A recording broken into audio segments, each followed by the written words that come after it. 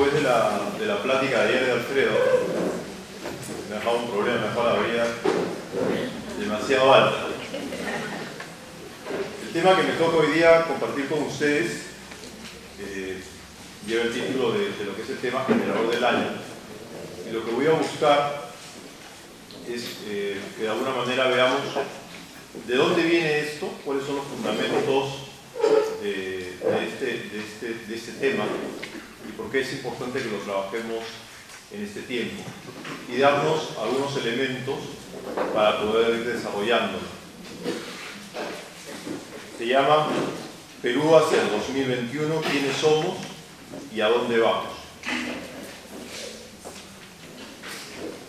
Y comienzo de alguna manera explicando, como lo hice brevemente con la gente de San Pedro el otro día, haciendo ver esta doble articulación. ¿Quiénes somos y a dónde vamos? Cuando pensamos en el Perú del 2021, segundo centenario de la independencia, tenemos que pensarlo de una doble articulación. ¿Cuál es nuestra identidad, nuestra memoria, de dónde venimos, qué es lo que nos hace ser lo que somos, quiénes somos? Y en segundo lugar, ¿hacia dónde vamos? ¿Qué futuro podemos construir o debemos construir? ¿Cuáles son nuestras posibilidades que tenemos que lograr?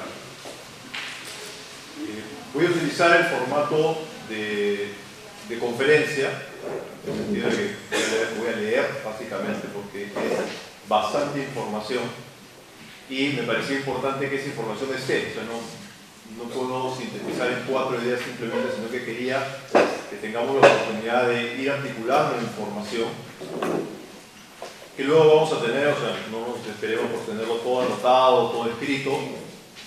Pero sí anotemos algunos temas importantes, algunos elementos que puedan surgir y que luego puedan servir en el momento de las preguntas.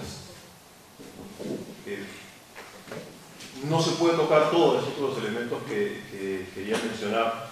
Hay una serie de elementos que van a quedar fuera.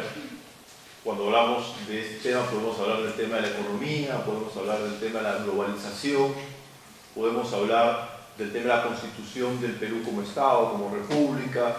Hay una serie de elementos que no van a ser presentes y quizás ameriten tener otras reflexiones, invitar a otras personas. De hecho, tenemos pensado invitar a otras personas que vayan a ayudarnos a entrar en otros elementos. Básicamente, en lo que voy a buscar centrarme con ustedes es en esos elementos, digamos, de fondo, de qué es lo que constituye, cómo se construye nuestra identidad como país y de dónde venimos en esa mirada sobre el Perú.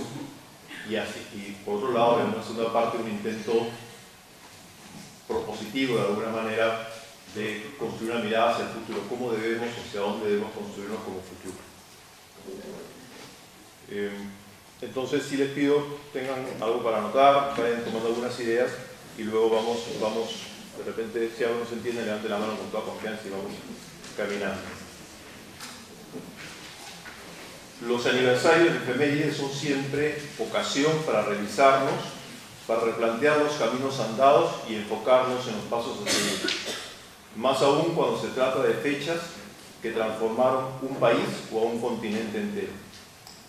En el caso de América Latina, en el inicio del siglo XXI, estamos marcando el recuerdo de las gestas que llevaron a la emancipación del Imperio de España.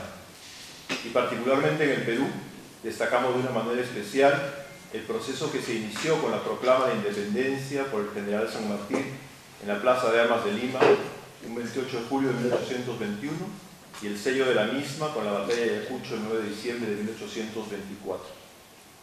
En efecto, con la retirada progresiva de los ejércitos realistas, oficiales, gobernadores y demás autoridades e instituciones coloniales, se dio paso a la inauguración de un nuevo Estado, la República del Perú. En ese nuevo marco, la nación peruana empezó a reconocerse y a orientarse hacia lo que Jorge Basadre llamaba la promesa de la vida peruana. Esta promesa es el futuro común hacia el que se encamina la nación peruana como conjunto. Así pues, estando a puertas del segundo centenario de nuestra independencia, es importante volver sobre las preguntas fundamentales. ¿Quiénes somos? ¿Cuál es nuestra identidad como nación? ¿Cuáles son los dones y riquezas que constituyen nuestro haber, nuestro punto de apoyo para construir un mejor futuro para todos? Y en segundo lugar, ¿cuál puede ser nuestro aporte a esta humanidad globalizada del siglo XXI? ¿Hacia dónde debemos encaminarnos como sociedad? ¿Qué tipo de país estamos llamados a construir? El primer párrafo lo llamo memoria e identidad. La historia de lo que fuimos explica lo que somos, decía el historiador inglés Hilaire Belloc. Efectivamente, la memoria común de una nación, que se expresa en su historia, sus tradiciones orales, sus costumbres y leyendas, constituye el espejo en el que esta sociedad se mira y se comprende. Y es desde esta autocomprensión que mira hacia el futuro, sea con confianza o sea con resignación. Es en la memoria colectiva donde reconocemos nuestra identidad como nación. Es por ello tan importante volver en estos años sobre nosotros mismos como país y reconocernos en nuestra historia. Historia que, como toda obra humana, tiene sus luces y sus sombras, y descubrir desde una perspectiva serena y con la mayor objetividad posible, o redescubrir, mejor dicho, nuestro rostro como nación. Y en ese sentido, es fundamental purificar esa memoria histórica de todo lo que sea lastre de complejos nacionales, lastre de culpas, amarguras o revanchas no resueltas. La celebración del segundo centenario debe ser así la gran ocasión de reencontrarnos con nuestra propia identidad peruana, católica y mestiza desde una perspectiva reconciliada. Y por ello, desde un optimismo realista que nos permita avanzar hacia el futuro en unidad, hacia esa promesa de la vida peruana, que no es otra cosa que lo que reza el lema original de la República: firme y feliz por la unión. Como primera conclusión de este acápite, es fundamental que este ejercicio de pensar en el segundo centenario nos ayude a redescubrir nuestra identidad, purificando nuestra memoria, purificando la memoria y generando una memoria adecuada de lo que somos, ¿no? Como decíamos, eliminando lastres complejos, ideas distorsionadas sobre nuestra historia y tratando de mirarlas en lo que nos constituye realmente como país. Segundo acápite: la historia y el tiempo. La historia, decía el insigne peruanista Víctor Andrés Belaúnde, que vivió entre 1883 y 1966, decía: la historia no es simple tiempo mecánico, un inconsciente inconexo sucederse de los acontecimientos. La historia es ante todo tiempo humano. Y cito a Víctor Andrés Belaúnde. El tiempo humano es aquel en el que se articula el pasado, el presente y el porvenir. El espíritu humano percibe la realidad actual a través de la experiencia histórica y bajo la inspiración de normas, fines, orientaciones o ideales. Así pues, la historia tiene una orientación, un sentido. Y desde una perspectiva de creyentes, podemos comprender lo que el Papa Juan Pablo II dice cuando afirma: la historia no está escrita únicamente por hombres, junto con ellos la escribe también Dios. He aquí la respuesta a la pregunta esencial. El sentido más hondo de la historia rebasa la historia y encuentra la plena aplicación en Cristo, Dios y hombre. La esperanza cristiana supera los límites del tiempo. Esta es otra dimensión de la historia, ciertamente. Y la más importante, es lo que el Papa Juan Pablo II llamaba dimensión vertical de la historia, contraponiendo a la dimensión horizontal del pasar del tiempo, la dimensión vertical. Ella nos permite una clave fundamental de interpretación de los acontecimientos, cómo entender los acontecimientos y cómo proyectarnos hacia el futuro. Utilizando una analogía, podríamos decir de que esta dimensión vertical es como la clave de sol, de fa o de re, que permiten al músico interpretar el pentagrama. Segunda conclusión, la historia no es un simple azar de acontecimientos, sino que tiene una orientación fundada en la providencia que estamos invitados a descubrir y a vivir con esperanza. Cuando pensamos en nuestra historia, no pensamos simplemente en una serie de elementos que pasaron y que se sucedieron unos a otros, sino que desde una perspectiva teológica podemos entender un sentido de lo que pasó y una proyección hacia donde vamos de cara de la providencia. Tercera cápite, el sentido de la historia. 3A, la novedad judeo-cristiana de un tiempo lineal. La historia es siempre historia del pasado, no existe historia hacia adelante. Sin embargo, el espíritu humano, y esta es precisamente una de las características que nos hace tales, no vive encerrado en el tiempo, como le sucede a los animales, sino que se proyecta inevitablemente hacia adelante. Quiere saber qué viene. El hombre antiguo, viendo el movimiento cíclico de la luna y de los astros, y con ellos también de las estaciones y tiempos, imaginó que el tiempo también era circular y que la historia se repetía en ciclos inevitables. Es lo que el antropólogo Mircea Eliade llamó el mito del eterno retorno, que envolvía por igual a los hombres y a los mismos dioses. Esto no era nada raro, porque así lo veía pasar el hombre antiguo en la naturaleza. Pero a la vez esto generaba en él un cierto sentimiento trágico. El bien que experimento es pasajero y el mal que vivo volverá a pasar. Es más, yo mismo volveré a existir, a vivir y a sufrir lo mismo y para siempre. Las ideas, por ejemplo, de la reencarnación provienen de esta misma idea, del tiempo circular.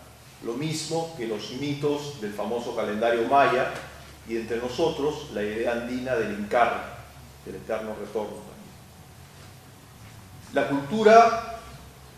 La única cultura antigua que tenía una idea distinta fue la cultura judeo-cristiana. Para esta cultura Dios existe desde siempre, antes del tiempo. El universo, el mundo y el mismo tiempo son creados ab nihilo, de la nada. Es decir, empezaron a existir alguna vez y de ahí hacia adelante, diríamos en línea recta. Y por lo tanto, aparece la misma noción de futuro, y tiene sentido hablar de futuro. No es un ciclo, es una progresión. Existe, por lo tanto, el futuro. Pero este tampoco es eterno. El mundo creado no es subsistente, es decir, no existe por sí mismo, y alguna vez dejará de existir. El cielo y la tierra pasarán, como dice en Mateo 24. Conclusión a esta parte, uno de los grandes aportes de la cultura judeocristiana es la noción lineal del tiempo, la noción de presente, pasado y futuro, como ahora la entendemos, y con ellas la misma idea de la historia y la misma idea de la libertad, porque no estamos sujetos, por lo tanto, a repetir la historia, ¿no? Proviene de esta aproximación judeocristiana.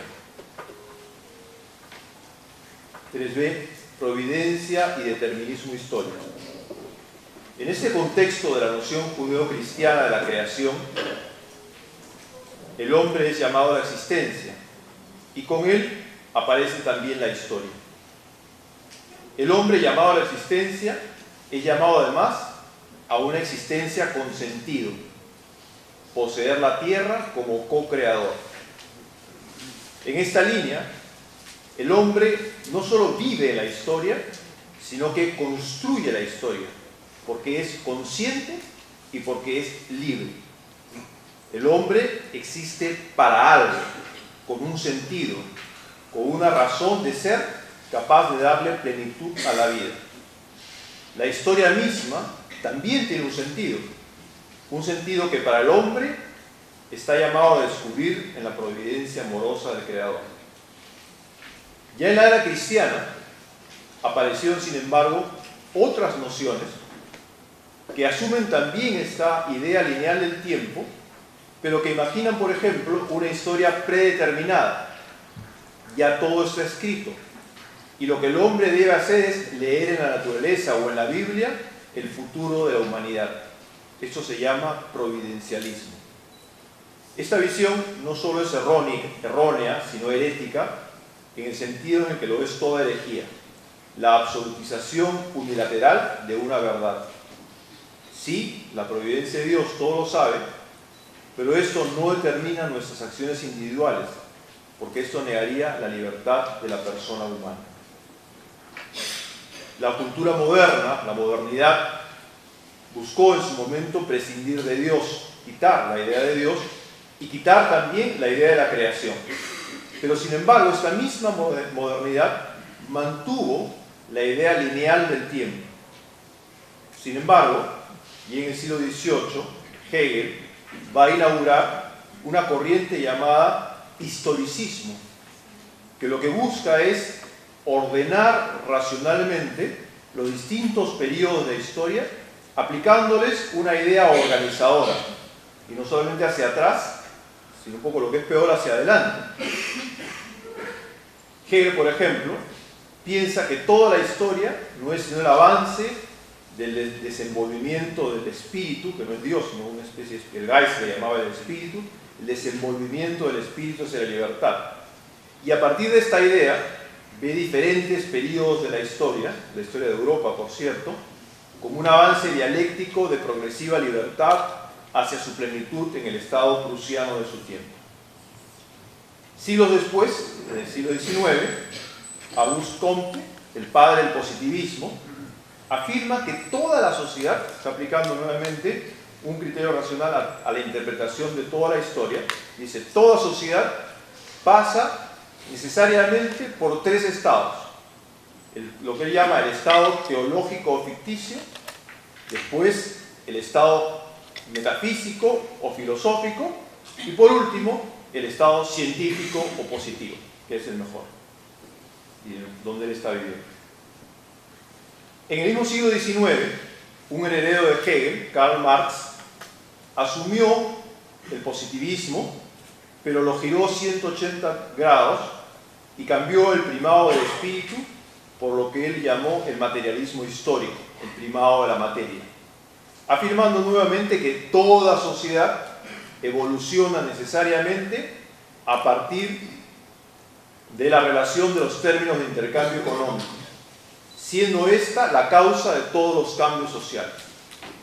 La historia avanza así mecánicamente, mediante un proceso dialéctico al estilo hegeliano, desde una etapa donde predominan los medios de producción de la comunidad primitiva hacia el modo de producción socialista y la utopía de la dictadura del proletariado, pasando en el camino por periodos que llamó esclavistas, asiáticos, feudales, capitalistas.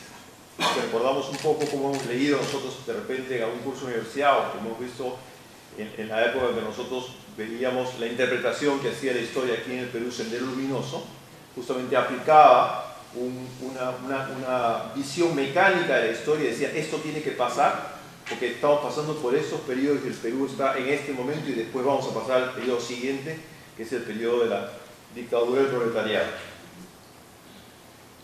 Durante el siglo XX, las guerras mundiales, el fracaso del fascismo, el fracaso del nazismo y del comunismo mismo en sus versiones soviética y china, así como el espectro del holocausto nuclear, que vino con la Guerra Fría, trajo por tierra cualquier ilusión de una lectura racionalista y determinista de la historia. Sin embargo, y paradójicamente, la caída del muro de Berlín es proclamada por muchos como, y así se llama, el fin de la historia, en palabras del sociólogo Francis Fukuyama, que tiene un libro con ese título, en el sentido del triunfo de la idea de la razón concretizada en el Estado capitalista liberal, y donde ninguna otra sociedad podría ahora, dice Fukuyama en ese momento, Ninguna otra sociedad puede ahora esgrimir la pretensión ideológica de representar diferentes y más altas formas de la sociedad humana. En el nuevo orden mundial, unipolar y posthistórico, como explicó entonces, ya no habrá más grandes luchas entre los estados, sino simplemente las eternas preocupaciones técnicas, ambientalistas y de consumo. Esto lo escribió en 1989, habiendo caído el muro de Berlín, y muy pronto, en el 91, ya la realidad, ¿no?, trajo por bajo, muy pronto este nuevo intento, a su vez ideológico, de determinar la historia con una interpretación rígida. Como conclusión de esta parte, por un lado, la idea cristiana de la providencia afirma la intencionalidad del Creador sobre el mundo, pero respeta al mismo tiempo la libertad humana como cooperadora y constructora del mundo. El providencialismo o el historicismo implican una idea determinista de la historia que le quita espacio a la libertad humana. No se trata ciertamente de trabajar aquí una teoría de la historia, ni tampoco una teología de la historia, pero basta lo mencionado anteriormente para mostrarnos la importancia de entender e interpretar correctamente el devenir de nuestro país y comprender cuáles son los hechos y procesos fundamentales que en el crisol de una historia milenaria explican la formación de la cultura nacional, aquello que llamamos lo peruano, con todas sus limitaciones y también con todas sus posibilidades. Y les pido, hagamos el ejercicio de preguntarnos, ¿de dónde viene la lectura que tenemos de la historia del Perú? ¿Qué lectura tenemos de la historia del Perú? ¿Qué lectura presentamos y explicamos a nuestros alumnos? Es decir, ¿qué categorías usamos para explicar nuestra historia, quiénes somos? ¿Cuáles son los elementos, los hechos, los acontecimientos, los valores que destacamos cuando presentamos la historia? ¿Con qué cristal vemos y enfocamos la historia del Perú? No se trata de aquí ahora de agotar el tema, pero menciono algunas posibilidades comunes y de repente van a reconocer algunas de ellas. Por ejemplo, podemos simplemente dividir la historia del Perú en etapas: pre-Inca, Inca, colonia, emancipación y república. Describimos años, geografía, algo de arquitectura y costumbres, gobernantes, batallas y algunas obras culturales a destacar. Nos quedamos de repente con la idea del gran imperio Inca, casi no mencionamos la colonia, hablamos mucho de las guerras de independencia, saltamos a la guerra con Chile, terminamos con algunos acontecimientos del gobierno de Leguía y quizás llegamos hasta la dictadura de Blasco. ¿Qué visión tenemos? Éramos muy ricos y felices con los incas, la colonia nos sometió y expolió, y durante la república tuvimos la mala suerte de perder nuestras riquezas a manos del extranjero. El Perú, lamentablemente, es un mendigo sentado en un banco de oro que no sabemos explotar a pesar de periodos de riqueza fugaz. ¿Reconocemos esa mirada? Otra posible. El imperio socialista de los incas fue destruido por el imperialismo español, que nos hizo pasar de una sociedad feudal y luego precapitalista durante todo el siglo XX.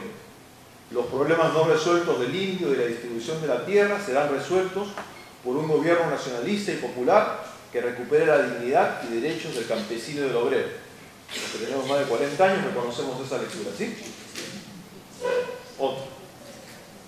El proceso de consolidación del imperio inca fue cortado de raíz con la llegada de los españoles, que destruía la cosmovisión andina, reemplazándola por una europea foránea.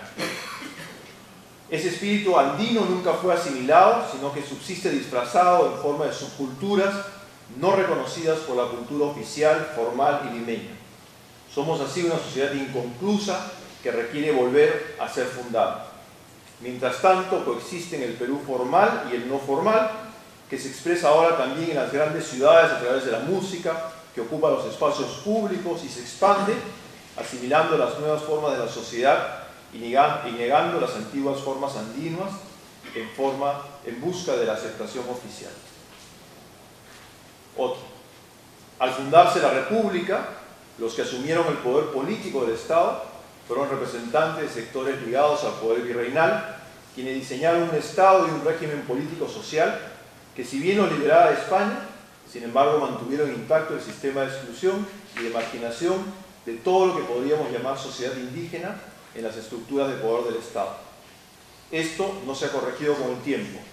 El sector excluido, por su parte, nunca pudo articular un proyecto político alternativo. Luego de la dictadura de Velasco, las nuevas reformas, tibiamente más democráticas, enfrentan un proceso de lucha interna que no se resolverá por la vía de las armas, sino en la medida en que se resuelva la ausencia de los derechos de propiedad de los más pobres y la excesiva carga burocrática del Estado, que no les permite participar libremente del mercado, sino viviendo en la informalidad. El otro sendero para los que no han reconocido. Durante el siglo XIX y parte del XX, la sociedad peruana asumió la forma de una pirámide con muchos pobres y pocos ricos. Además, la estructura de clases estuvo superpuesta a una estructura étnica discriminadora, de modo que lo pobre quedó asociado a lo indígena y la riqueza a lo blanco. Como consecuencia de las migraciones, la reforma agraria, la hiperpenetración de fines de los años 80, el crecimiento de la economía informal de las ciudades provincianas y de la creciente presencia de políticos de origen popular, la estructura social asume cada vez la forma de un rombo y la movilidad y el cambio se imponen sobre la tradición y la adaptación. Ni los pobres ni los ricos serían más los de antes. Los nuevos pobres tendrían claras aspiraciones e identidades de clase media y los nuevos ricos, surgidos del mundo migrante y provinciano, imponen patrones distintos. Por ello, para entender el país, habría que ver no los tradicionales niveles de ingreso, sino las aspiraciones y los estilos de vida y reconocer que estamos ante situaciones inéditas.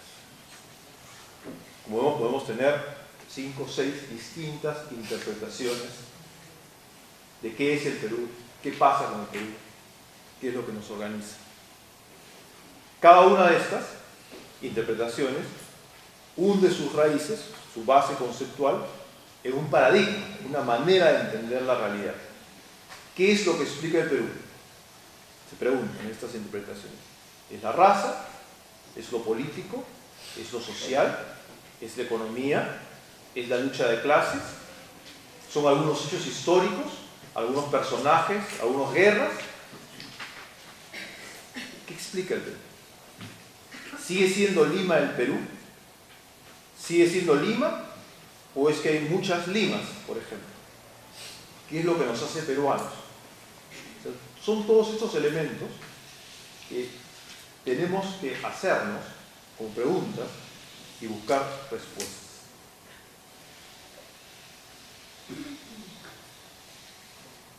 Jorge Basadre,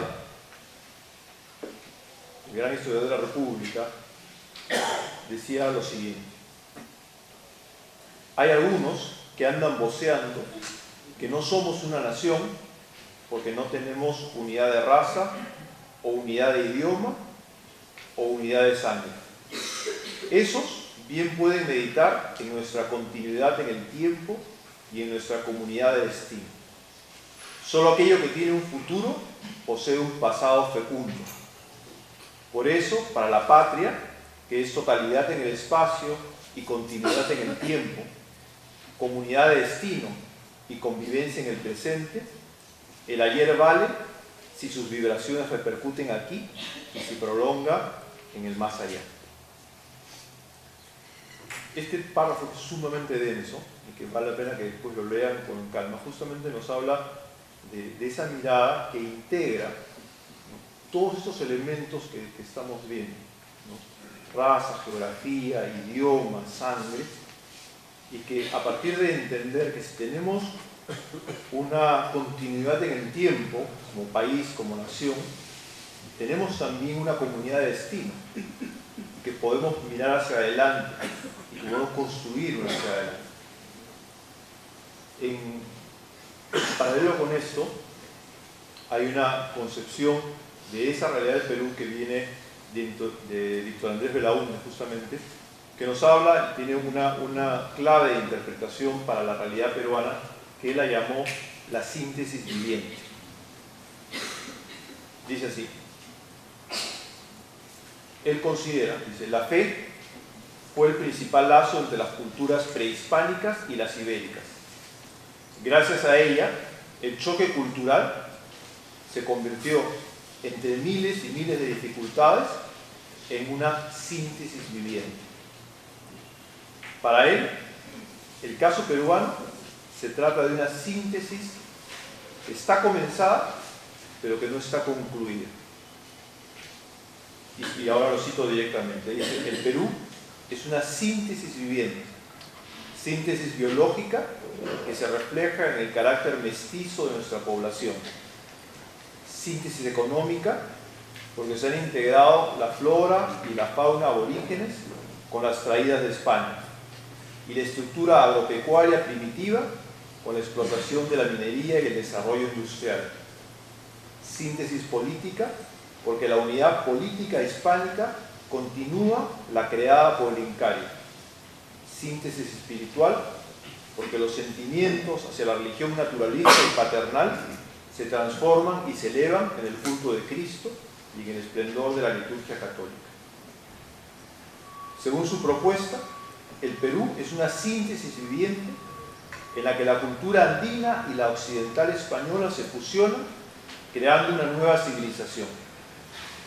Opinaba Belaúnde que ambas fuentes son buenas, a pesar de las sombras que puedan haber oscurecido ciertas etapas de nuestra historia. Con esta perspectiva, Belaúnde se opuso a teorías más antagónicas, como por ejemplo la de José Carlos Mariátegui, quien, influenciado por el socialismo de inicio del siglo XX, declaraba la preeminencia de la raza indígena frente al criollo y al blanco, o al mismo Aya de la Torre, que también valoraba más el aporte indígena, pero no se mostraba en tan franca oposición al influjo occidental en América Latina como Mariátegui. Esto hablando de la identidad. La otra parte, ¿hacia dónde vamos? Fuera ya de la historia propiamente dicha, la otra gran dimensión del recorrido del tiempo, volvemos a la idea del tiempo, es hacia adelante, la mirada al futuro. ¿Hacia dónde vamos como país? ¿Hacia dónde queremos ir? Como decíamos más arriba, la mirada hacia el futuro no se puede construir desde el vacío, sino con una conciencia clara de la propia identidad. Desde una mirada teologal, descubrimos la presencia y el llamado, vocación de Dios a la existencia de cada uno de nosotros, pero también de la nación como conjunto. Y ese llamado es un don y al mismo tiempo una tarea. En tanto personas individuales, ejercemos nuestra libertad en respuesta a esta propuesta de Dios, como personas, como familias y también como sociedades. La historia de las naciones es la suma de las respuestas particulares que damos los hombres a nuestra propia vocación y tarea de ser personas. El mundo es tarea y es reto para el hombre. Al mismo tiempo, las culturas y valores que desarrollamos marcan nuestras mismas posibilidades de responder a nuestra propia vocación. Esto de mirar hacia adelante no es simplemente crecer económica o socialmente. Implica responder a una tarea percibida como parte de mi propio ser de persona y como conjunto de personas como sociedad.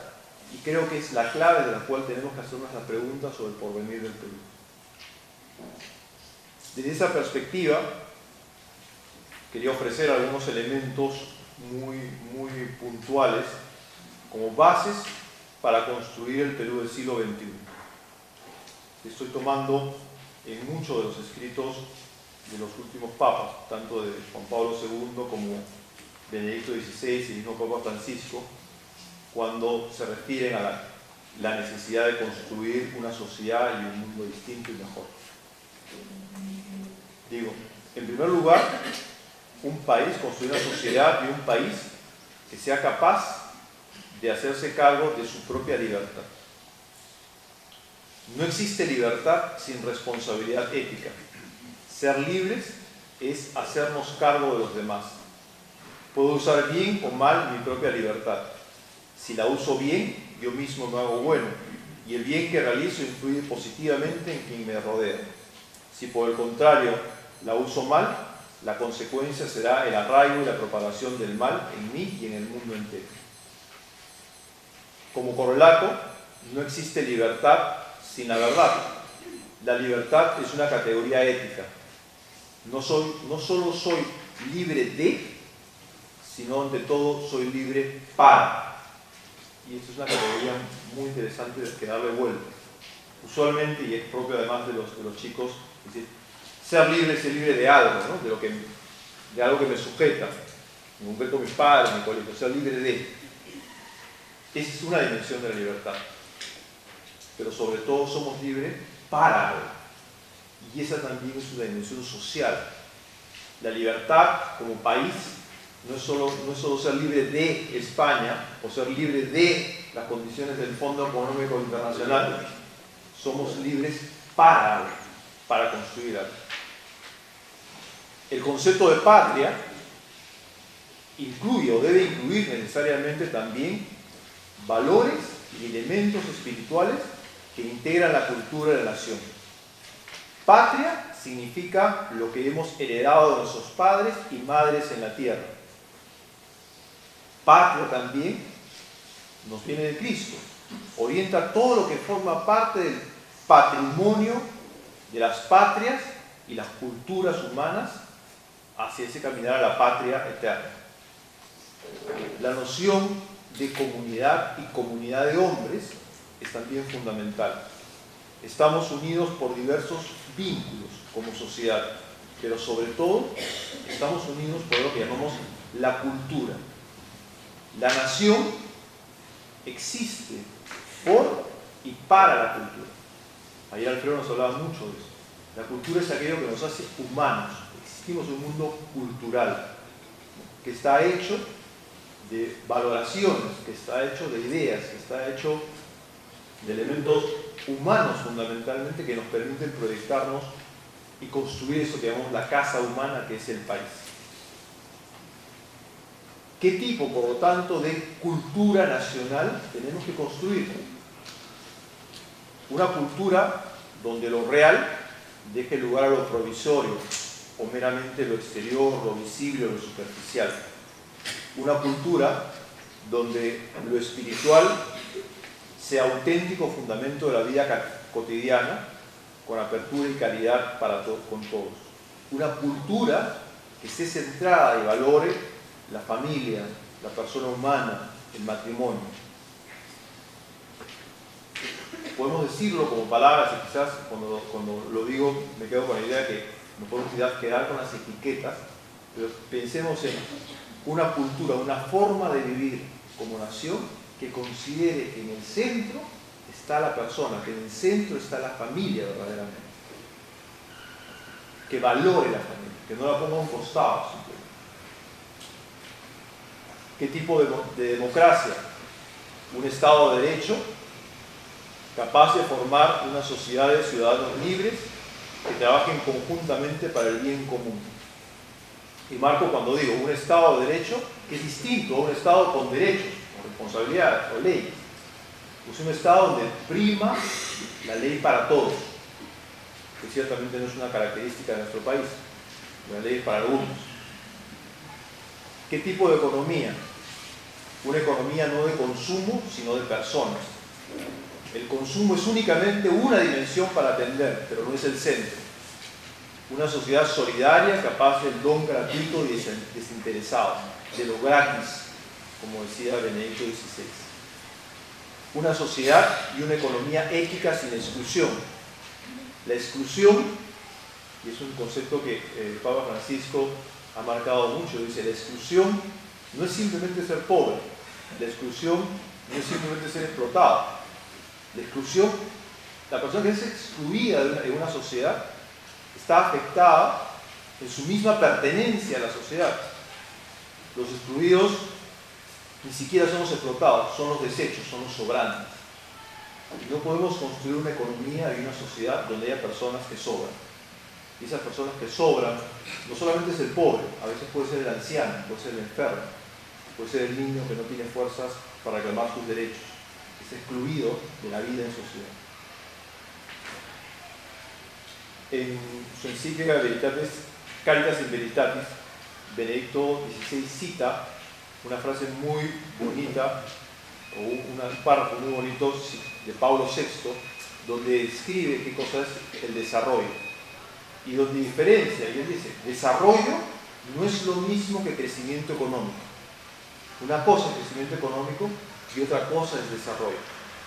Y lo que tenemos que proponernos como país no es simplemente crecer económicamente, podemos no desarrollar. Y vemos en el mundo muchos ejemplos de países que han crecido, que crecen económicamente mucho, pero que no han desarrollado como país. Pablo VI, y con eso termino, nos plantea esta especie de hoja de ruta para construir un país desarrollado.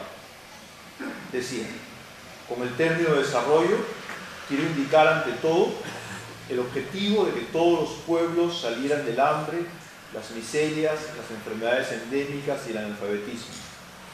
Desde el punto de vista económico, esto significa su participación activa y en condiciones de igualdad en el proceso económico nacional e internacional. Desde el punto de vista social, la evolución hacia sociedades solidarias y con un buen nivel de formación. Desde el punto de vista político, la consolidación de regímenes democráticos capaces de asegurar la libertad y la paz verdaderas. Sobre esta base, y por eso decía, hay bastante tema para reflexionar y para leer, tenemos que tratar de construir, por un lado, una visión histórica del pasado, de nuestra identidad, de nuestra memoria. ¿Quiénes somos verdaderamente? ¿Qué es lo que nos hace ser país? Peruano, nación. Y por otro lado, ¿hacia dónde vamos? ¿Qué país podemos y debemos construir? Y generar en nosotros y en nuestros alumnos esa doble aproximación, esa doble mirada, ese sentido de responsabilidad, ese sentido del deber, de que esta oportunidad que tenemos en estos años nuestros de inicio del siglo XXI, de construir un país verdaderamente fraterno y reconciliado, está al alcance de la mano y que requiere el esfuerzo de una generación, que es la nuestra y ciertamente la generación de los alumnos que estamos formando. Muchas gracias.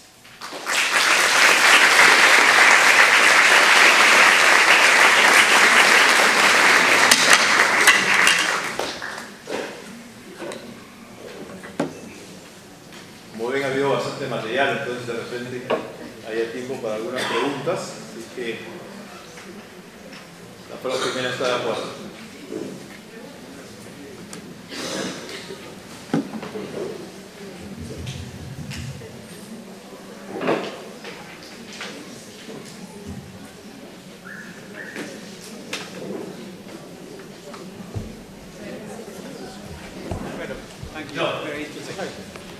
Thank you. I've probably got about 60% of that. Do you have it written down so I can see that? Sorry? Do you have it written down so that I can... Yeah, we're going to share it, and it's going to be in video. Great, thanks. You're reading now, then.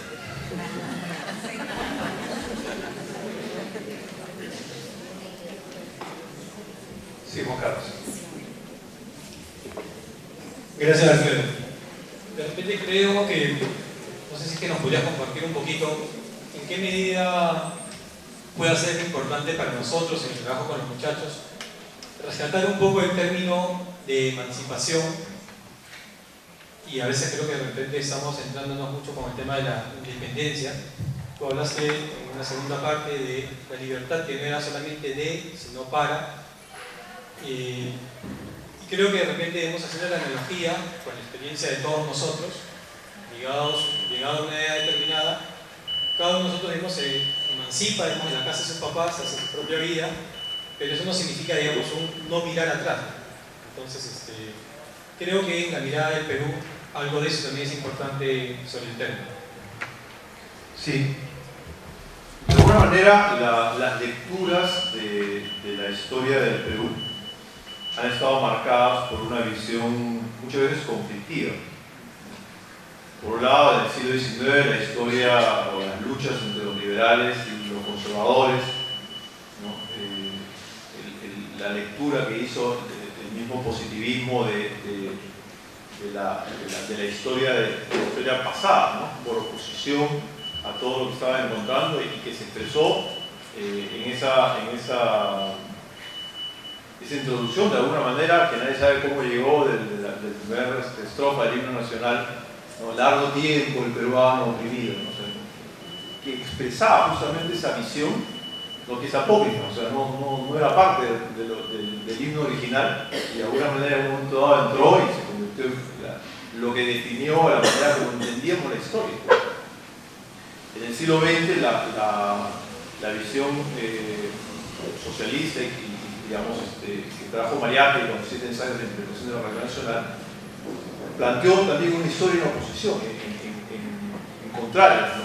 Entonces era lo bueno y lo malo, lo inca y lo colonial. ¿Y qué ha sucedido? Que nuestra construcción de la imagen del Perú es una imagen de oposiciones, donde no hemos podido construir una imagen reconciliada de lo que somos. Cuando recogemos el aporte andino, ¿no? Y también tenemos que recoger el aporte de la colonia. Hablamos en español, vivimos en instituciones que nos vinieron de España o del mundo occidental, pensamos en categorías occidentales, ¿no? Pero las integramos desde una cosmovisión andina que es parte de lo que somos. Ese elemento de esa mirada integradora, reconciliadora, es muy importante. Efectivamente, cuando hablas de emancipación, hablas de un proceso natural, de alguna manera. Algunos países pasaron por las experiencias más o menos traumáticas de independizarse de metrópolis, como los Estados Unidos o la India, no necesariamente convirtieron su historia en una historia de oposición a la metrópoli, ¿no? Y al contrario, supieron recoger y reconocer en sus raíces lo bueno que recibieron y construir una identidad nacional a partir de eso. Creo que el reto que tenemos es y ya lo hemos avanzado bastante en estas últimas décadas del siglo XX, y hay autores que están trabajando esos temas con una mirada bastante más serena, ¿no? De mirar nuestra historia recogiendo lo bueno de nuestras tradiciones en esta que llamó Víctor Andrés Benavente de síntesis viviente. Entonces, sí, efectivamente tenemos que darle espacio a lo que se constituya como país. Y por otro lado, no entender que la independencia, como se le dijo a los chicos, amaneció el 29 de julio de 1821 y ya éramos república por acto de magia, ¿no? De hecho, seguimos tratando de construir la república. ¿Y qué significa construir la república? ¿Qué significa construir una república, un Estado de Derecho? ¿No? Que es otro elemento que nos tiene que llevar a entender nuestro país y las posibilidades que tiene. Pero efectivamente es un tema importantísimo. Gonzalo. Sí, Alfredo, gracias. De cara al Perú 2021, de cara al segundo centenario de la independencia del Perú, se van a comenzar a suscitar en muchos ambientes líneas de reflexión sobre el Perú. No creo que seamos el único ente que va a comenzar a reflexionar desde el día de hoy. En ese sentido, quisiera preguntarte, ¿cuáles consideras tú que son las grandes líneas de reflexión que deberíamos tener de cara al segundo centenario? ¿Cuáles son los grandes temas sobre los que hay que tomar una posición luego de una reflexión sostenida, profunda? Gracias. Sí, muy bien. Sí, quizás lo primero es esto que acabamos de conversar, ir tratando de revisar y renovar nuestra mirada sobre nuestra propia historia, sobre la manera como lo organizamos, sobre los elementos que destacamos, sobre el valor que tienen cada uno de los periodos de la historia. El reconocer, por ejemplo, el tema de la cultura andina. Cuando nosotros pensamos en la época prehispánica, dedicamos un montón de tiempo a hablar de los incas, y está muy bien, pero los incas fueron 130 años, y la cultura andina se extiende 20.000 años. Entonces, y los incas no son otra cosa que una forma de la cultura andina, y de ahí recoger los elementos que están presentes en nuestra manera de entender la realidad, por ejemplo, el sentido comunitario, y valorarlo ¿no? y entender cómo es esa una manera positiva de entender la realidad como comunidad, ¿no? Que es parte de lo que le damos como de la cultura misma, la valoración de la naturaleza en otro sentido también. Lo mismo podría decir con la colonia, casi 300 años de colonia que no conocemos y no entendemos cómo nuestra forma de pensar, nuestra cultura, la manera como nos organizamos, lo que somos del país, viene de eso, con sus luces y sus sombras, pero viene de ahí y tenemos que entender esa dimensión, ¿no? Entender la República también, cómo el proceso de constitución de la República ha sido un parto y sigue siendo un parto. Roberto Sánchez hablaba de que somos un país adolescente, lo que vivió en 1936 y lo volvió a escribir en 1980, seguimos siendo un país adolescente. En esa línea, entender los elementos que hacen nuestra nacionalidad, por ejemplo, el tema de la fe, cómo la visión de la fe es la manera como nos entendemos como país, cómo hace parte de la manera como entendemos a las personas humanas, la manera como entendemos la vida, la manera como entendemos el matrimonio, la manera como entendemos las relaciones entre las personas, hacen parte de esa construcción de cultura nacional, ¿no? Y levantar esos elementos y hacerlos valorar, nos vamos a encontrarnos una serie de lecturas, ¿no?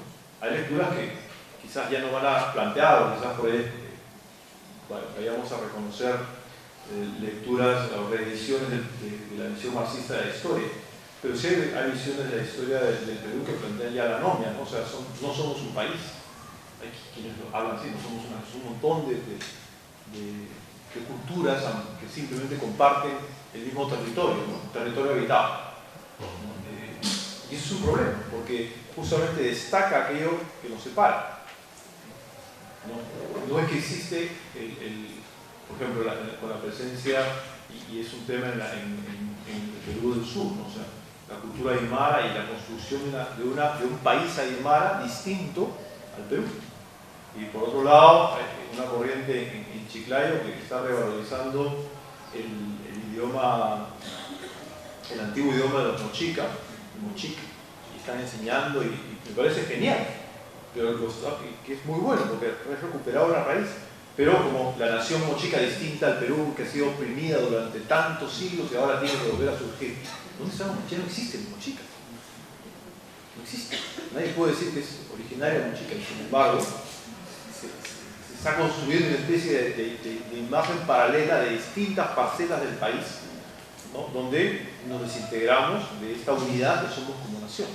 Creo que es importante atender a eso, más aún en el contexto de un mundo globalizado, donde no estamos en el vacío, sino que estamos recibiendo influencias culturales, sociales, valoraciones del mundo occidental y del mundo oriental, con todo lo que ello trae, sin juzgarla a priori, pero que influye en nuestra manera de pensar y vernos como país. Entonces me parece muy importante construir una reflexión sobre lo que somos, sobre constituir nuestra riqueza, sobre lo que nos integra, y el texto, en el sentido de basada, vale la pena volverlo a mirar, ¿no? De continuidad en el tiempo, de proyección hacia el futuro, que nos dé ese sentido de lo que somos como nación. Sí. Buen día. Hola. Muy interesante todos los puntos. Imagino que en México tiene alguna discusión parecida. Yo creo que todo esto que tú dijiste es el reto latinoamericano. Los puntos sobre los que hablaste prácticamente estamos hablando de lo mismo. Hace poco leía a un autor, Octavio Paz, que dice que básicamente los latinoamericanos no hemos sabido tener un sistema democrático, un sistema republicano, constitucional, porque no sabemos dialogar. Porque como la democracia es diálogo, y a nosotros nos cuesta mucho dialogar, entonces las democracias no han servido en Latinoamérica, por eso no nos ponemos de acuerdo. Y bueno, haciendo justamente referencia a esto, tanto Perú como México, como Argentina, Colombia, pasamos de repente de un sistema un poco anárquico a una democracia, que más o menos quiere ser democracia, dictadura, pero como que nunca hemos encontrado una estabilidad. Entonces, eso pasa también porque no sabemos bien qué visión queremos del país. ¿Podrías hablar un poco más de esto? ¿Cuál será la causa de este constante, no sé cómo llamarlo?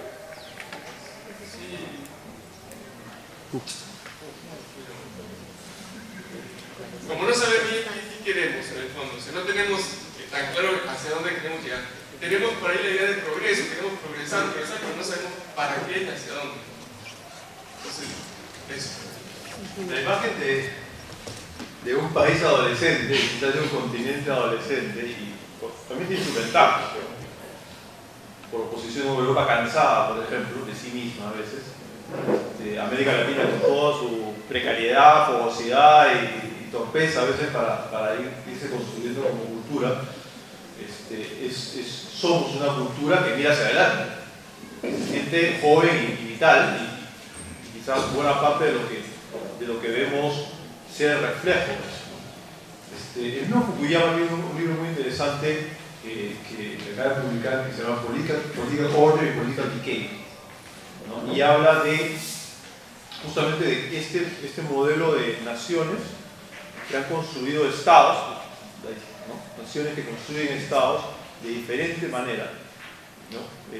Y que estos procesos de corrupción, clientelismo político, caos organizativo, etc., se han repetido de distintas maneras, ¿no? A lo largo de la historia. Por el ejemplo de Grecia, por el ejemplo de Italia, por ejemplo, un país que ha construido riqueza económica por muchos años sin construir realmente una sociedad integrada como Grecia. Y él habla de sociedades que pasaron de tener estados fuertes, ¿no? Tenían estados fuertes cuando pasaron a ser un estado democrático, ¿no? Como el caso de Alemania, y estados que no tenían un estado fuerte y que se convirtieron en democracia de pronto, como el caso mismo de los Estados Unidos, y que les costó 120 años de una cultura clientelista bastante complicada en su organización y que recién en los comienzos del siglo XX consiguió organizarse como una democracia que funcionaba. Y dice, América Latina tiene esto, ¿no? O sea, pasaron de un Estado que no débil en un sentido, ¿no? A una república sin que haya realmente una sociedad organizada que funcionase sin tener una cultura organizada. Incorporaron una serie de formas de la democracia, y si leemos las leyes y las regulaciones de la Primera República, por ejemplo en el caso del Perú, es como suele, y como lo vemos pasar ahora, tenemos las leyes de Suiza. El Perú del siglo de inicio de la independencia, quisimos ser Francia y Suiza y construimos todas las estructuras sociales, pero que no existían en la realidad, ¿no? Y vamos a trompicones tratando de organizarnos y trabajar. Quizás lo que nos falta es un poco de paciencia con nosotros mismos, seguir construyendo esta institucionalidad, ¿no? Este predominio, ¿no? de los valores y la legalidad que nos permite organizarnos y pasar de ser simplemente una tribu a una sociedad organizada, ¿no? que abra espacios para el desarrollo, por un lugar. Y por otro lado, el reconocer nuevamente el tema de lo que nos une. O sea, ¿quiénes somos como país? ¿Qué cosa nos une como país? Buena parte del discurso político, por lo menos acá, es encontrar lo que dice el otro para oponernos, ¿no? Y no ser capaces de construir una mirada como un consenso de hacia dónde crecer como país. Ese elemento me parece sumamente importante. Hay algunos esfuerzos, ¿no? que son encomiables, pero que todavía no llegan a percolar, ¿no? En la construcción de un modelo básico, un mínimo común, ¿no? de idea común hacia dónde construir el Estado de la nación que queremos ser. Pero esa es la parte que tenemos que aportar, ¿no? Ofrecer modelos de desarrollo, ofrecer modelos de país y dialogar con ellos para incorporar esa mirada común que haga posible la construcción del país y de la sociedad, con todas las posibilidades que tenemos. Me siento mucho primero. Sí, has hablado, efectivamente, Pedro te habla de la fe como, digamos, el factor que amalgama, ¿no? que integra y que quizás sea un factor determinante, ¿no? Yo creo que es determinante en la identidad nacional. Sigo la línea de filósofos que creo que vale para América Latina. Yo como brasileño digo lo mismo de mi país. Sin embargo, estamos, como vimos ayer con Alfredo, en una crisis profunda, ¿no? Y también una crisis de fe muy grande. Entonces yo creo que es una oportunidad para que en esta mirada de la identidad y del futuro también preguntarnos sobre la fe en el Perú, ¿no? La historia de la fe en el Perú con sus luces y sombras, y por qué está en crisis y hacia dónde vamos de la fe, por ejemplo, ¿no? El tema de la piedad popular. La piedad popular a veces refleja un poco una de las visiones que tú has hablado ahí, de las 5 o 6 que has citado, ¿no? Como que hace parte de un Perú, pero no de otro. O ciertas actitudes de los católicos que son arcaicas o preconciliares, pondremos decir mejor, ¿no? Pre-Vaticano II, yo diría más que arcaicas, porque es aferrarse a ciertas formas, a ciertas visiones, y no es la marcha lo que el Espíritu Santo está pidiendo para la Iglesia y para la Iglesia en el Perú. O quizás otras aproximaciones que reflejan no sé, pues una fe demasiado liberal o relativista, acomodada a mi gusto y a mi disgusto, y que daña no solamente mi vida espiritual o la iglesia, sino que daña al mismo Perú, porque hacer la fe un factor importante. En consecuencia, si está en crisis, la identidad peruana está en crisis. ¿Qué piensas de esto, no? O sea, ¿cómo enfrentar el tema de la fe también en esta reflexión? Cuando pensamos en la geografía latinoamericana y vemos los Andes, ¿no? Vemos una geografía sumamente ardua que nos divide y fractura. O sea, las planicies, Europa es una planicie, los mongoles avanzaron desde los Urales hasta prácticamente Francia sin parar, porque no había nada de lo que tuviese, algunos ríos. Los Estados Unidos son básicamente una planicie y los Apalaches son unas montañas bastante pequeñas para nuestros estándares. ¿No? O sea, tienes una geografía que nos divide y fractura y que ha hecho difícil este tema de integración. Nos une el idioma, efectivamente, y es un valor que tenemos que recuperar, y en la base de ese idioma nos une también la fe como elemento de cosmovisión que está presente en toda América Latina. Y que cuando digo fe, no, a veces pensamos simplemente en la religión, o sea, las formas de la fe. Pero estamos un paso antes. La manera de entendernos a nosotros mismos como personas, la manera de entender el valor de la existencia, la manera de entender el sentido de la vida, que hacen parte de la cosmovisión, de la manera de entender el mundo que trae la fe. Esos elementos los compartimos como cultura latinoamericana y en particular al interior de los países, a pesar de que es muy distinto el habitante del surandino, del lado de Titicaca, de Yaviri, con el piurano o con el habitante de Iquitos. Están divididos por muchas cosas, divididos por geografía, divididos por historia, por costumbres, por raza misma, y que comparten una cosmovisión, ¿no? Que está marcada por la fe. Cuando decimos lo que sucedió en la época de la colonia, es una evangelización constituyente, nos constituimos como nación. Todas estas culturas que estaban dispersas tuvieron un elemento que las amalgamó.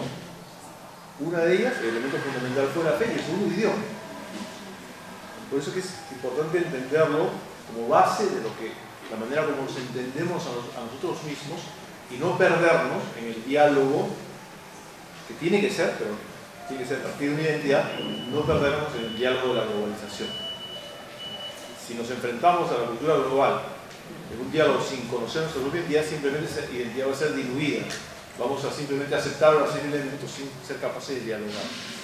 Por eso decía que el elemento de la fe, como decía, más allá de sus formas particulares, la fe o la cosmovisión de la fe nos permite entendernos y nos permite construir una cultura, es decir, unas valoraciones, una forma de valorar, unos principios de actuar que hacen parte de nuestra propia identidad. O sea, lo que somos, la manera como vivimos, cómo entendemos el tiempo, cómo entendemos la vida, cómo construimos familia, cómo vivimos la experiencia familiar, cómo vivimos los nacimientos, cómo vivimos las muertes, cómo enfrentamos la enfermedad. cómo pensamos en el destino, nace de esa mirada de fe. La misma idea de perdón, de reconciliación, de tolerancia, la misma idea de persona, como decía Miguel Alfredo, son ideas cristianas. Tenemos que entender a valorarlas como tales, pero ponerlas en el diálogo. Ayer fue muy interesante, y quisiera rescatar una cosa que decía Alfredo, porque por contraste lo entendemos. O sea, para los asiáticos, ¿no? Y hay asiáticos que ya lo están diciendo efectivamente, el discurso de los derechos humanos a mí no me sirve. Son sus derechos humanos. Yo pienso en otra cosa. En Japón en concreto, el tema del aborto, por ejemplo, es un tema cultural. No es un tema de siglos. La introducción del cristianismo en Japón en el siglo XVIII, lo primero que se encontró fue con el tema del aborto. La valoración de la vida en China, lo que es la persona humana es distinta. O sea, leemos, nos escandaliza un poco que cuando mandan a alguien a fusilar, le cobran a la familia las balas. Nos parece el fusilado. Me parece cruel. Es parte de un sistema en el cual la persona no tiene derecho. O sea, no es la concepción de la persona como nosotros creemos que es común a toda la humanidad. No lo es. Cuando vemos estos conflictos en Medio Oriente que parecen no tener solución y que parecen trabajarse con un salafismo a veces impresionante, acabamos de ver lo que pasa en Francia, es una cultura donde el concepto de perdón no existe. No existe el concepto de perdón. El concepto de perdón es un concepto cristiano. Entonces, esos elementos que han sido parte del aporte de la cultura cristiana a la humanidad, de la cultura occidental, que se plasmó en Grecia, en el diálogo con la cultura griega, y luego en Roma, en la cultura occidental como la conocemos, no necesariamente es común al resto de la humanidad. Cuando llegas a África te encuentras lo mismo. Entonces, valorizar eso que hace parte de nuestra identidad común como cristianos, y en concreto América Latina como católicos. Pero mismo, cuando estás en los Estados Unidos, el catolicismo no es lo que hizo lo constituyó el país. Y tú te das cuenta con mucha más claridad cómo hay una serie de elementos culturales y de relaciones que son distintas y extrañas a una cultura católica. Y hay todo un diálogo entre los católicos en Estados Unidos de cómo entenderse en ese marco cultural, que no es el caso ahora de entrar a ese. Pero entender la fe es un tema fundamental, porque es la raíz de la manera como la persona se entiende a sí misma y cómo entiende su estar en el mundo. Y tenemos que quizás nosotros quitarnos el hecho de asumir que porque estamos en un país católico, formalmente católico al menos, es algo que es natural, no lo es necesariamente. Y lo que nos estamos encontrando en muchas de las discusiones que vemos en los medios hoy día sobre si la familia es esto, o si el ser humano es esto, o si el hombre o la mujer, o en la vida, o si cuándo termina y cuándo comienza, no son temas morales, son temas que afectan la construcción de la identidad de personas, quiénes somos como personas, quiénes somos como sociedad, cuál es lo que nos constituye como tal. Y a partir de ahí tener el diálogo. Sí. Como docentes necesariamente nos hemos preguntado en estas reflexiones cómo mirarán los niños y los jóvenes lo que estamos pensando en el día de hoy.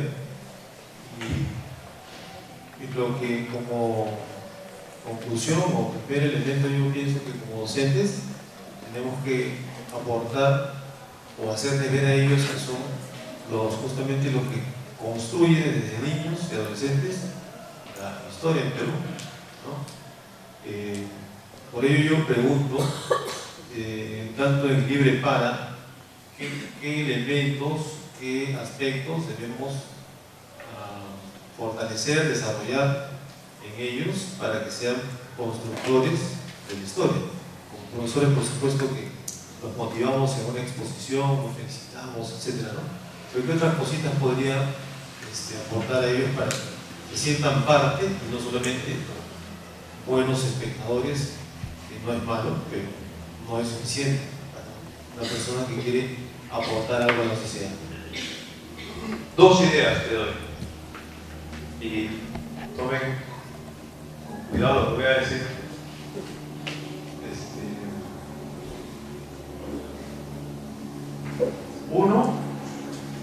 conciencia de la propia responsabilidad política.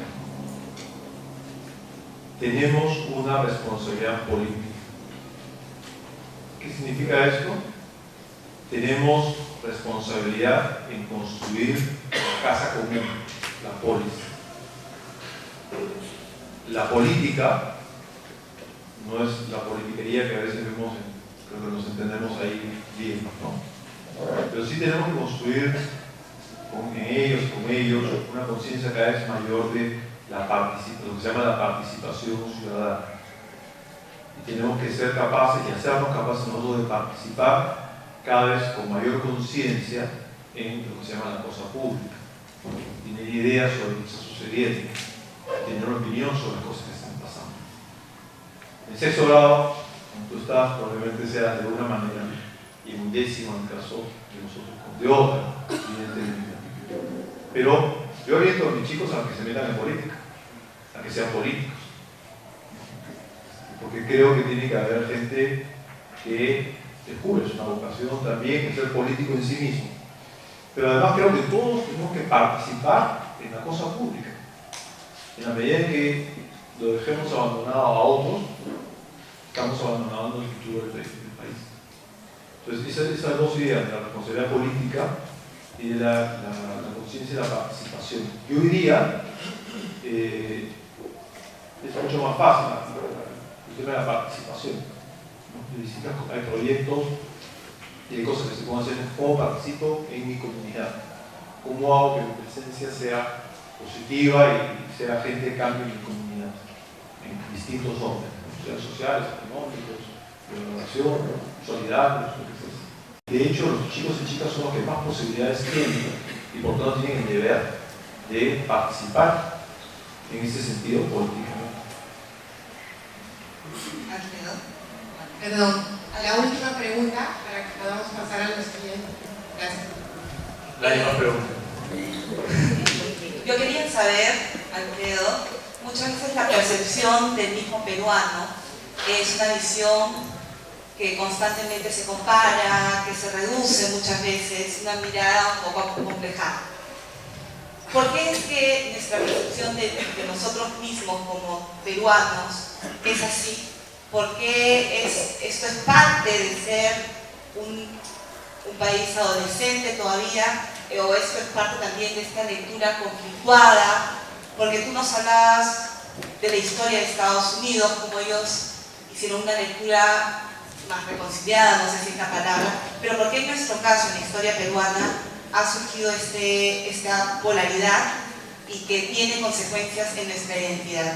Y por otro lado, cómo ir creciendo también en salir de la adolescencia para alcanzar la madurez como peruanos. No tengo una cosa del por qué quizás los historiadores profesionales puedan ayudarnos y espero poder invitar a alguno que dialogue con nosotros en esa línea.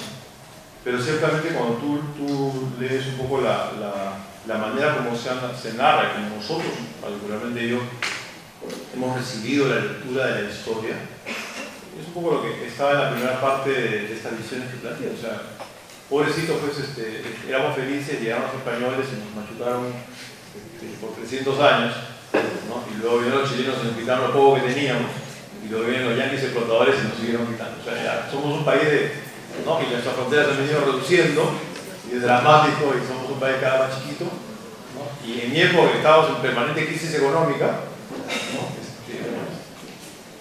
Ahí ese tema de fractura. Y por otro lado, la fractura real del Perú. Es decir, donde creo que más conciencia nacional era patrimonio de muy pocos. Definitivamente hemos sido un país fracturado, que no se vio incorporarse como nación. Durante buena parte del siglo XIX y XX, o sea, el Perú realmente era Lima. Y lo otro eran realmente culturas feudales, podían funcionar más o menos bien, pero donde no había una auténtica ciudadanos, la gente que sentía que era dueño de su destino, que participaba en la educación, era capaz de proyectarse hacia adelante. Eso hoy día ha cambiado radicalmente. Tenemos un país básicamente urbano, y donde hay una clase media que ha crecido muchísimo, y eso abre muchísimas posibilidades, y de hecho parte del sentir nacional o de la autoconcepción del peruano es distinta a la de hace 30 años, y eso hay que tomarlo como un elemento positivo. Y entonces, ¿en qué se basa ese sentirse bien, esa nacionalidad? Si se basa en la comida, no estamos avanzando, o sea, acá nos vamos ricos, pero es como, nos hemos agarrado de algo, ¿no? Pero hay otros elementos que hay que destacar, o sea, porque existen. O sea, este emprendimiento del cual se habla y esta capacidad de progresar, ¿no? Que ha marcado, que Rolando Arellano lo describe muy bien, ¿no? O sea, el crecimiento de la clase media a partir de las aspiraciones que la gente va teniendo, cómo va cambiando la manera como vive, cómo se viste, cómo piensa su estar en el mundo, pero que está basado básicamente en un crecimiento económico. Y es natural, empieza por ahí. O sea, quiero asegurarme, pues, mi casa, mi comida, mi cosas, mi comodidad, es natural. Pero no nos podemos quedar ahí si no construimos un país que tenga una conciencia ética y una ideal común en el cual estamos buscando ser como país. Si solamente queremos estar mejor y tener más comodidades, nos convertimos en una sociedad consumista más, ¿no? Y eso nos debilita, porque nadie se hace matar por consumir. Los países que han ido a guerras y se han hecho matar es porque estaban buscando por la democracia, por la libertad, por lo que fuese, están luchando por algo, una idea del país. O sea, el mismo tema de cómo se constituye el tema norteamericano, el tema de derechos, ¿no? Para todos y construir un país, ¿no? Y ese ideal de nación, ¿no? Es lo que hizo que incorporen a unas distintas razas y culturas y construyan un tema de ideal nacional. En Europa funciona de manera distinta, pero esa autoconciencia nacional lo que le da la fortaleza, ¿no? Creo que tenemos que buscar eso, ¿no? ¿Qué cosa hacia dónde caminamos? ¿Qué nos une? ¿Cuál es el gran ideal al cual movernos? Y construir en base a eso. Muy bien, muchísimas gracias.